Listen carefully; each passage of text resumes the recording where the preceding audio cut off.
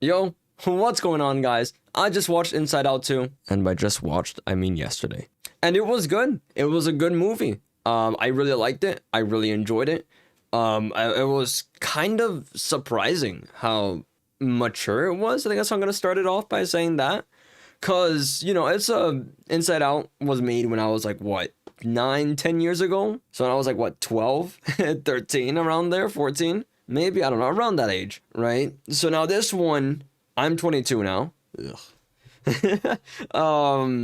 So, I'm going into the movie, and surprisingly, a lot of the people around me, I can kind of tell that there are a lot of people like me who watched the first Inside Out and were like, oh, I enjoyed that. Let me watch this new one. And it was surprisingly mature. A surprisingly mature movie. I think they kind of expected a lot of the audience to have been like, like teenagers, adults, while also having kids in there, of course. And so I think they do a really good job of hitting like all those demographics and with something they can relate to. Because obviously, like the characters you see in the trailers, right, with like anxiety, it's something a lot of people, I imagine most people, to some degree, it depends on like how much they deal with, it's something that like you feel that anxiety. So seeing that kind of play out on screen, you're like, yeah, I get that. Like whether it be in the past or right now or like whenever it may be, you're like, yeah. And so talking about anxiety, let me get into the characters, the emotions. I think they're all handled really good. It's a pretty big cast. It's, joy, sadness, fear, the main ones from the first one, plus a couple of new ones. Embarrassment, envy, anxiety, like I said, boredom, and then there's nostalgia as well that pops up. But nostalgia is not like a main character, more like a little thing that just pops up every now and then, which I think is the best way to handle her, to be honest. But yeah, those characters, they handled them really well, I think. Like obviously it's a lot of people, but I feel like they all had their role in the movie. The only one that I think was a little underused, or at least maybe a little underdeveloped, was Envy. Where I don't think Envy quite got like a lot to do stuff like on their own, but that's whatever. Honestly, it kind of fit. I like the interpretation of Envy. It wasn't like a more toxic form of it, kind of. It was more of an innocent type of envious, I guess. But yeah, I thought the characters were all pretty good. And speaking of characters, Riley herself is obviously a character, and I think her character is more of a character than it was in the other movies in a way, because now they kind of introduce like this new system into the film, which makes sense. All the new additions they make to the brains and to all that stuff, it all kind of works. It all makes sense. It doesn't like contradict the last movie. Like some people were like, "Oh man, there's 4 new emotions. Why don't the adults have them?" They explain it. They explain why, like, what's up with it, and it all makes sense. It makes sense, to be honest. So yeah, no, it's just good. The characters were all good. Riley felt like more of a character this time, because they kind of like let her do her own thing as well, and they kind of show that arc with Riley and her journey contrasted with the actual emotions and what they're going through, and it really plays out well. Like the two like side stories, the two plots basically.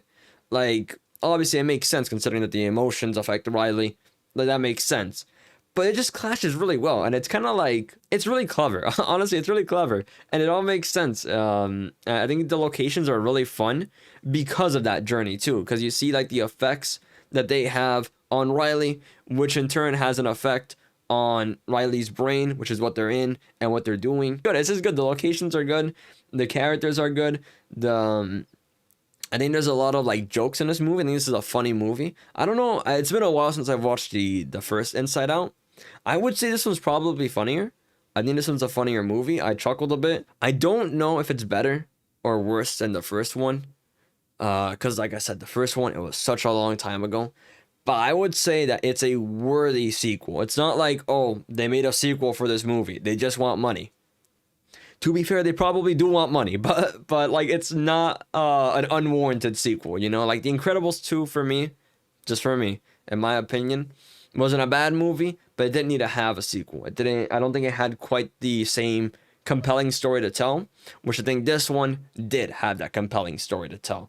It did have like more, in my opinion, for me, of course, more of a purpose and more warranted of a sequel. and I enjoyed it. I enjoyed it.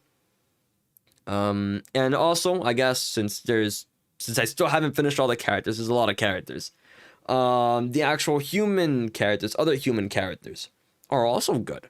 Like Riley's arc in general is really good. If you're a teenager, I imagine you'll be looking at this movie and be like, yeah, I kind of get that. That is kind of what it's like. But as an adult, I think you'll be like even more like, oh yeah, that's what high school was like. That was kind of the experience of like having to be like, oh yeah, that like music band, nah, that's cringe. What? I don't like them type stuff and things like that. Like very relatable high school stuff. And like I said, with the anxiety emotion especially, something that's still relatable because it's not something that goes away. And the movie kind of like touches on that with like some of its themes and its message of, you know, what happens with like anxiety and all that. And it had some really good emotional scenes. I never cried. I felt like a little bit of a tear up, not quite, a tear, but like, you felt like a little bit of like, oh, damn.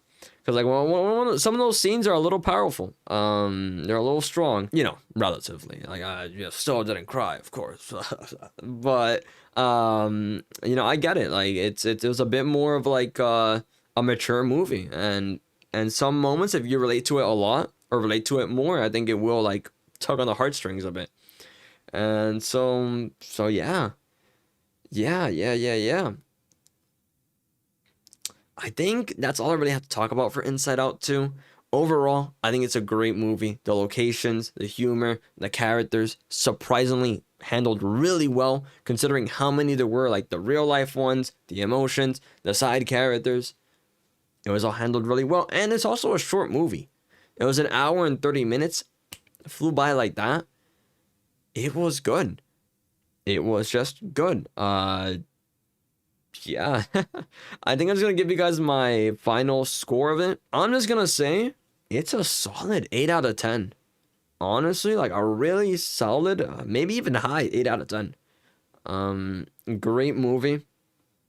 But yeah, thank you guys for watching. I'm gonna make this one quick, gonna wrap it up. I hope to be uploading soon, so make sure you like and subscribe if you really enjoyed this review. If you look at my channel, you've noticed I've been gone for a little bit of time, so I hope to come back and upload more often, make more reviews, maybe more stuff that outside of just movies and shows as well, maybe, hopefully. Let's start with doing something first, and then I'll see if I expand beyond that. But yeah, thank you guys for watching. I appreciate it. I would appreciate any type of support you can provide, which would be liking and subscribing. But that's about it. Let me know your thoughts on the movie. Make sure it's spoiler free. I don't want to spoil people. And I will see you guys in the next one. Hopefully, fingers crossed.